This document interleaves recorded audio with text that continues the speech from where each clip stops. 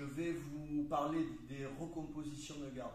Les recompositions de garde, en fait, vous devez avoir en tête que la recomposition de garde, elle marche grâce au contrôle intérieur. Plus vous allez avoir de contrôle à l'intérieur du corps du partenaire, et plus vous allez pouvoir contrôler le partenaire, moins vous allez être en danger.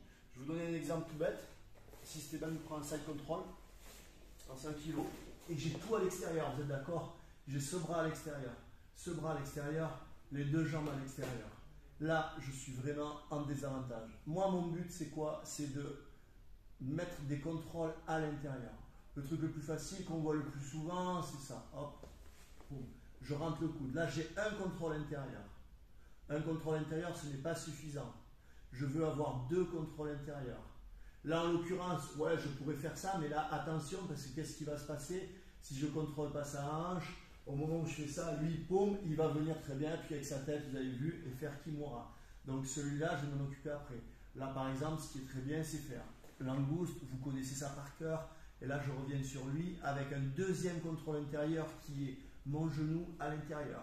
Maintenant, à partir de là, je trouve que j'ai très peu d'espace pour venir placer mon bras. Il y a quand même un danger. Ce que je vais faire, c'est je vais faire ça. Regardez, je suis là en position, vous avez vu là, je vais tendre, donner de la tension musculaire là, et là, je vais pousser, tout en restant contre lui. Là, je vais pousser. Qu'est-ce que ça fait en fait? Ça crée l'espace grâce à mon tibia qui appuie sur lui.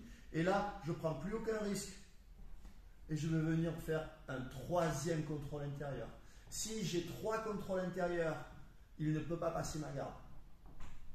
Si j'ai 4 contrôles intérieurs, il ne peut pas passer ma garde et je peux attaquer. Je le refais. Basique. 1. Ne mettez pas la main parce que si je mets la main, il va faire un mouvement de hanche, je vais vous péter le poignet. D'accord? Donc, 1. Le coude. Toujours la main tranquille, souple. Je pousse avec le coude, l'angouste, genou intérieur, flexion du pied. Et là, je pousse avec le tibia. Une fois que je pousse avec le tibia, premier contrôle avec mes mains intérieures, deuxième contrôle intérieur. Et là, je contrôle la ligne d'épaule, je viens pousser, j'ai 3 contrôles intérieurs à nouveau. Et là, je me place un quatrième contrôle intérieur. À partir de là, soit je vais reprendre la garde, soit je peux attaquer en renversant ou en faisant plein de techniques ou scramble, ce qui marche très bien. Donc, les contrôles intérieurs, c'est très important. Maintenant, je vais vous parler de la hiérarchie des contrôles intérieurs. Pour moi, il y a des contrôles intérieurs qui sont plus puissants que d'autres. La première arme de contrôle intérieur, pour moi, ce sont vos pieds. Si j'ai les pieds à l'intérieur, sur le partenaire, ça, c'est les meilleurs des contrôles intérieurs. Parce que le partenaire est forcément loin. Quand je suis là, si j'ai mon pied là, eh bien lui, il a forcément, qu'est-ce qu'il a? Il est forcément loin de moi. Donc, 1, il a des difficultés à me frapper. 2, il a des difficultés à contrôler mon poids de corps et à me plaquer au sol. Pourquoi? Parce que justement, c'est les pieds. 2, si vous n'arrivez pas à mettre les pieds, ce qui va vraiment vous aider, c'est tibia-genou. Tibia-genou, c'est dans la hiérarchie, pour moi, c'est le deuxième contrôle. Pour moi, un tibia-genou, c'est plus fort qu'un pied. C'est plus fort qu'une main, ou qu'un coude, ou qu'un avant-bras. D'accord? Donc, la deuxième par ordre d'importance des contrôles intérieurs, ce sont les genoux, les tibias. Le troisième contrôle qui est très bon, c'est, vous allez me dire, ouais, c'est les coudes. Les coudes, ok. Non, le troisième pour moi, c'est les fesses. Si lui, il me pousse d'un côté, hein, fesses. En fait, le fait de mettre mes fesses face à lui, ça va permettre de créer de la distance. Okay? Donc les fesses, c'est important. Lorsque vous êtes notamment balancé de l'autre côté, vous n'allez pas avoir le temps de faire l'angouste de ce côté et revenir. Là, je vais faire ça pour revenir très bien et opposer mes fesses en contrôle intérieur. Là, j'ai un contrôle intérieur, je mets ma main, regardez, 2 contrôles intérieurs, 3, 4 contrôles intérieurs, jamais il passe la garde. Okay? Ensuite, par ordre d'importance, ça va être les coudes. Coude, très bien. Boum. Le coude va beaucoup m'aider pour revenir. Le coude va beaucoup m'aider pour revenir. Et dernier contrôle, les mains. Okay? Les mains, c'est vraiment un dernier contrôle.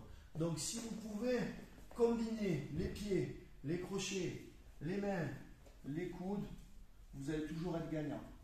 N'oubliez pas cette hiérarchie des contrôles intérieurs. Si vous hésitez entre mettre une main ou un pied, mettez tout le temps un pied. D'accord?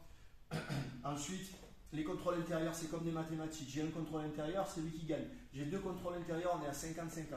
J'ai 3 contrôles intérieurs, c'est moi qui gagne. j'ai 4 contrôles intérieurs, lui il est dans la merde.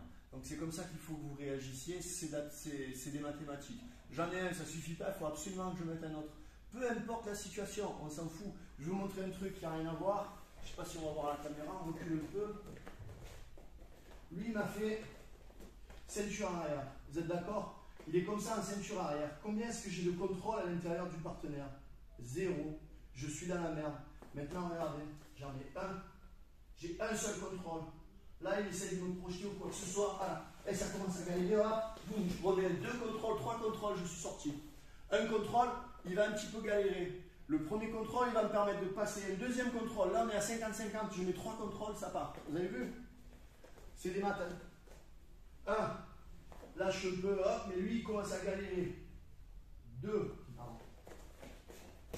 Galérer. 2. Là, déjà, c'est plus dur pour lui. 3. Boum. Et là, je reviens, je mes contrôles. Même moi, des fois, si arrive, j'ai un seul contrôle. Lui, c'est me fout par terre, on galère, ça fait ça. Je garde mon contrôle. Je viens en mettre un deuxième. Je viens en mettre un troisième. Je pousse tout. Je suis en position. Tout ça grâce à des contrôles intérieurs.